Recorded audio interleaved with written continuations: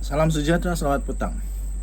Baru sebentar tadi saya nampak satu video yang tular membuat persoalan pembukaan dan semuanya tentang persoalan. Itu bukan teori tapi persoalan.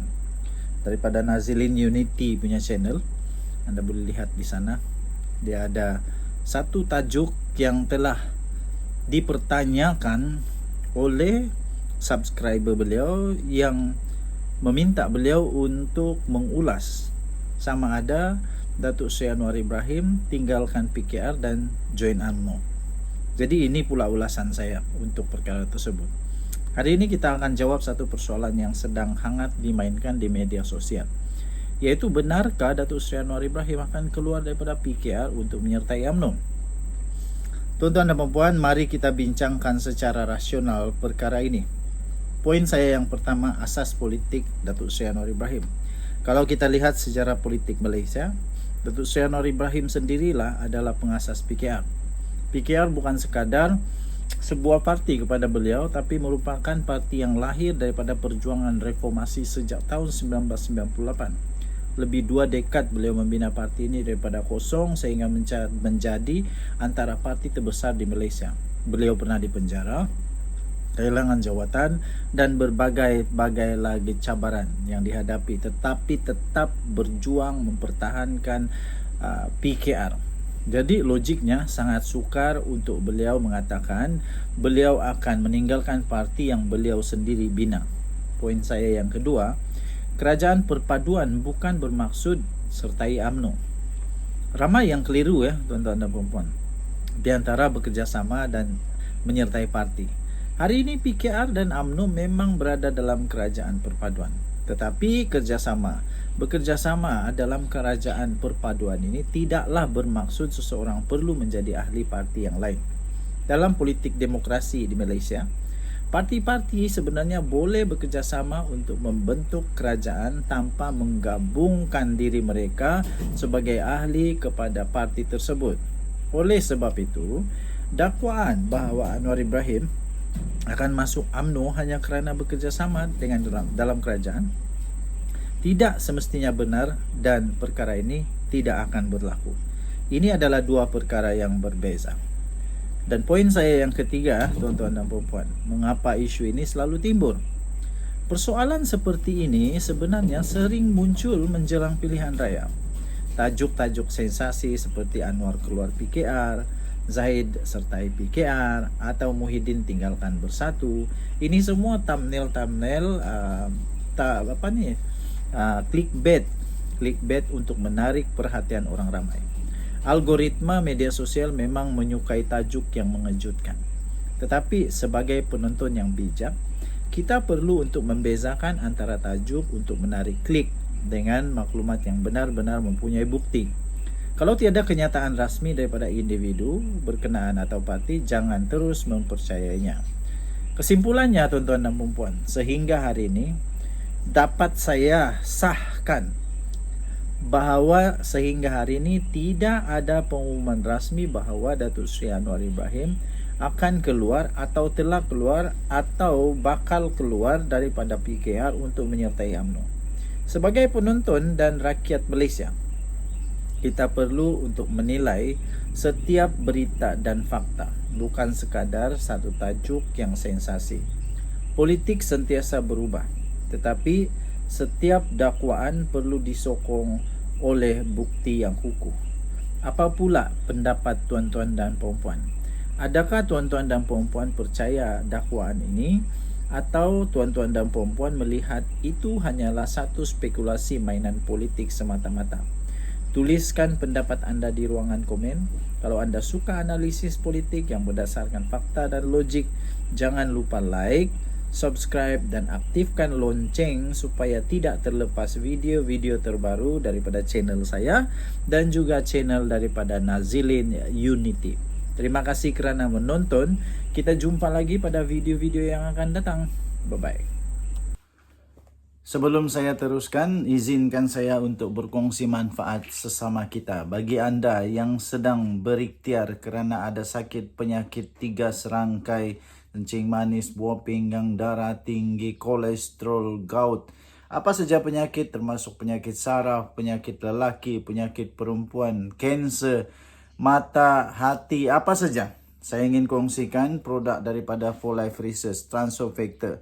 Produk ini adalah produk saintis yang boleh meningkatkan imun badan anda sehingga 437% kekuatan imun badan. Ini boleh membantu kita untuk melawan penyakit dan boleh sembuh dengan kekuatan imun badan. For Life ada banyak produk, okey, bukan ini satu saja. Ada banyak contoh-contoh produk dia. Contohnya ini produk nama dia Glucoach. Glucoach ini khas untuk yang kencing manis. Kemudian glutamin pun ada, kemudian untuk mata pun ada, macam-macam ada. Okey, jadi dia boleh meningkatkan imun badan anda sehingga 437% kekuatan melawan penyakit. Ianya sangat terbukti dengan laporan daripada saintis membuktikan bahawa ia ialah miracle molecule. Ini bukan produk tepi jalan. Ini produk saintis sangat-sangat berkesan, sudah terbukti secara klinikal, sudah dikaji, terbaik dan juga telah diterima oleh doktor-doktor di seluruh dunia, telah masuk di dalam Physician Desk Reference. Dia adalah bukan dadah, tidak ada kesan sampingan. Kementerian Kesihatan Malaysia juga telah menerima Transofactor sebagai selamat dan boleh diambil oleh sesiapa sahaja. Paling bagus, dia bukan sahaja ada testimoni beribu-ribu, berpuluh-puluh ribu, malahan juga dia ada clinical abstract. Transofactor clinical abstract ini keputusan kajian saintis yang telah dilakukan di serata dunia. Bagi anda yang sangat memerlukan, sila dial nombor telefon tertera di atas. Dia akan berhubung dengan anda. Jangan telefon dia, sila WhatsApp dia. Kerana jika anda telefon, dia tidak sambut. Okey? Anda WhatsApp, dia akan jawab. Alright. Salam sejahtera, selamat petang sekali lagi. Ini analisis terbaru PRN Johor. 5 misteri yang masih belum terbongkar. Harapan Daily 25 Jun 2026 daripada tim editorial. Pilihan Raya Negeri Johor kali ini bukan sekadar pertandingan antara Barisan Nasional BN, Pakatan Harapan PH dan Perikatan Nasional PN. Ia juga menyaksikan kemunculan beberapa episod politik yang berupaya menimbulkan berbagai tanda tanya. Dalam politik, apa yang berlaku di atas pentas seringkali tidak sepenting apa yang berlaku di belakang tabir. Kadangkala perkara yang tidak disebut itu lebih menarik perhatian berbanding ucapan yang disampaikan. PRN Johor kali ini memperlihatkan sekurang-kurangnya ada 5 misteri yang sehingga kini masih belum terjawab sepenuhnya. Ini saya kongsikan tulisan tersebut. Misteri yang pertama, mengapa Menteri Besar begitu tergesa-gesa untuk membubarkan DUN? Pada awal Mei yang lalu, Menteri Besar Johor, Datuk Onn Hafiz Ghazi meminta semua pihak supaya tidak melayan spekulasi mengenai pembubaran Dewan Undangan Negeri DUN dan memberi tumpuan kepada kerja untuk rakyat. Namun, tidak lama kemudian, DUN Johor tiba-tiba dibubarkan bagi memberi laluan kepada pilihan raya negeri Johor. Sudah tentu pembubaran Dewan Undangan Negeri ini adalah hak dan prerogatif yang diperuntukkan oleh undang-undang serta mendapat perkenaan pihak istana. Namun daripada sudut politik, persoalannya ialah mengapa pilihan raya perlu diadakan lebih awal ketika kerajaan negeri masih memiliki majoriti 2/3 yang selesa. Adakah terdapat pertimbangan politik yang tertentu atau wujud kebimbangan mengenai perubahan sentimen rakyat sekiranya pilihan raya ditangguhkan? Atau adakah terdapat percaturan dalaman yang hanya diketahui oleh kelompok tertentu? Persoalan-persoalan ini terus menjadi perbincangan kerana tiada penjelasan yang benar-benar meyakinkan daripada mereka kepada rakyat. Misteri kedua, mengapa BN Johor memilih jalan solo? Keputusan BN Johor untuk bertanding secara solo di semua 56 kerusi DUN diumumkan sendiri oleh Onn Hafiz. Beliau menegaskan keputusan itu dibuat selepas mengambil kira pandangan rakyat dan akar umbi serta perbincangan dengan pucuk pimpinan parti. Namun, Keputusan tersebut membuka ruang kepada pelbagai tafsiran. Hakikatnya, BN dan PH merupakan rakan dalam kerajaan persekutuan, kerajaan perpaduan di peringkat persekutuan. Kedua-dua gabungan juga bekerjasama dalam beberapa pilihan raya kecil sebelum ini. Maka apabila Johor mengambil pendirian berbeza dengan memilih laluan Solo, timbul persoalan besar. Adakah keputusan ini benar-benar mendapat persetujuan menyeluruh daripada kepimpinan tertinggi parti UMNO, atau ia lebih merupakan pendirian politik di peringkat negeri? Dalam politik, mesej yang bersangga boleh mengelirukan pengundi. Di Putrajaya, BN dan PH duduk semeja. Tapi di Johor pula kedua-dua menjadi lawan. Keadaan ini sudah tentu menimbulkan kekeliruan dalam kalangan penyokong sendiri. Sebelum saya teruskan, izinkan saya untuk berkongsi manfaat sesama kita. Bagi anda yang sedang berikhtiar kerana ada sakit penyakit 3 serangkai, kencing manis, buah pinggang, darah tinggi, kolesterol, gout, apa saja penyakit termasuk penyakit saraf, penyakit lelaki, penyakit perempuan, kanser, mata, hati, apa saja. Saya ingin kongsikan produk daripada For Life Research, Transofactor. Produk ini adalah produk saintis yang boleh meningkatkan imun badan anda sehingga 437% kekuatan imun badan.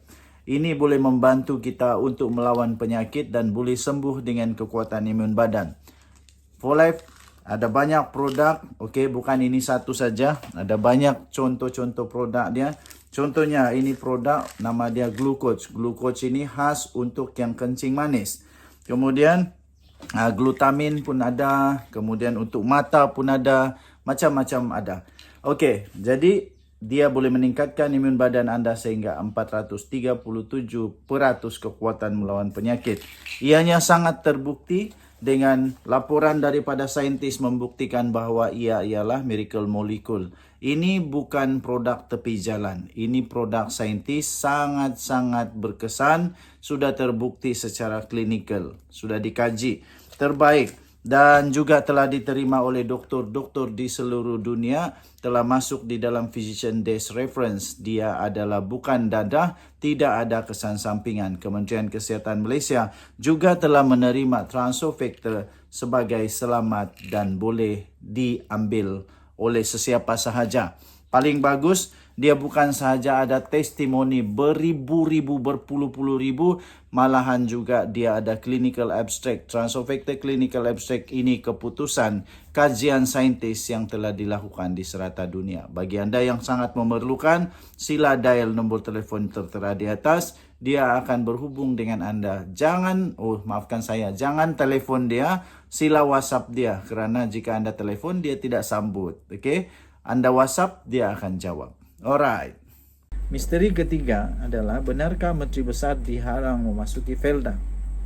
Antara episod yang paling mengundang perhatian ialah dakwaan daripada Menteri Besar Johor. Kononnya beliau tidak dibenarkan untuk melawat kawasan Felda.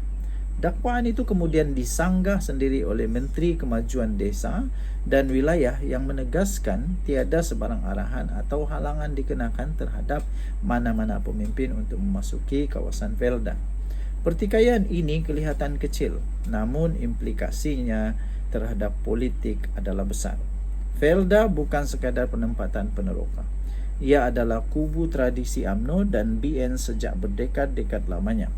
Apabila timbul dakwaan mengenai sekatan atau halangan di kawasan Felda, ia menimbulkan persepsi bahawa mungkin wujud ketegangan tertentu di peringkat kepimpinan.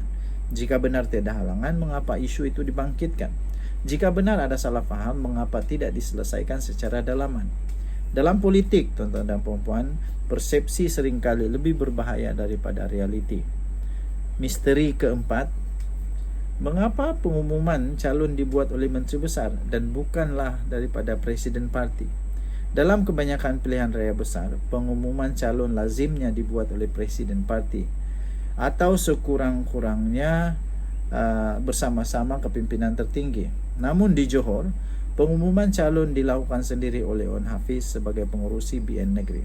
Tidak salah dari sudut organisasi kerana beliau merupakan ketua BN Johor.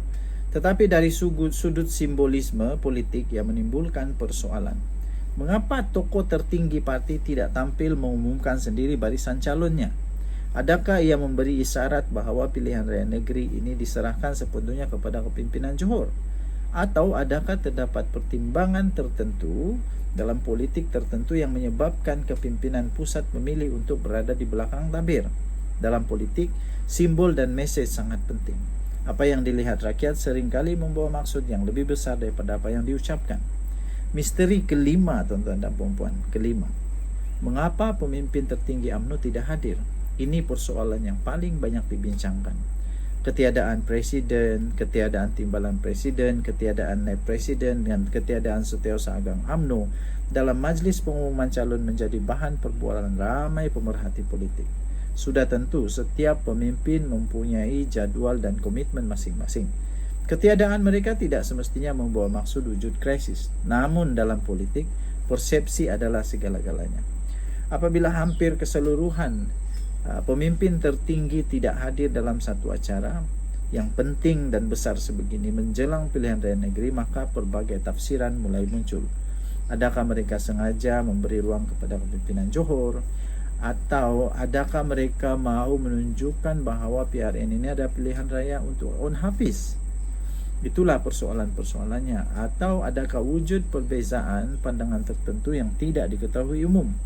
Soalan-soalan ini mungkin tidak pernah dijawab secara terbuka, namun hakikat bahawa ia terus diperkatakan menunjukkan rakyat sedang membaca mesej yang tersirat.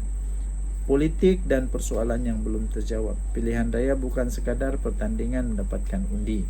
Ia juga pertandingan membentuk persepsi. 5 misteri ini mungkin tidak mengubah keputusan pilihan raya secara keseluruhan. Namun ia memberi kesan terhadap cara rakyat Johor melihat perjalanan politik Johor. Adakah pembubaran DUN dibuat atas pertimbangan strategik? Mengapa BN memilih untuk bertanding solo? Apa sebenarnya yang berlaku dalam episod Felda? Mengapa pengumuman calon dilakukan tanpa kehadiran pemimpin tertinggi? Dan apakah mesej sebenar yang ingin disampaikan kepada rakyat Johor? Hanya mereka yang berada di dalam bilik mesyuarat mengetahui jawapannya. Bagi rakyat biasa, apa yang tinggal hanya tanda tanya. Dan dalam politik kadangkala tanda tanya itulah yang akhirnya menentukan bagaimana sesuatu pilihan raya akan dikenang. Tinggalkan komen tuan-tuan dan puan-puan. Jangan lupa tekan butang subscribe, like dan share. Malaysia kita punya, cintai Malaysiaku, kita jaga kita. Tinggalkan komen. Kita jumpa lagi. Bye-bye.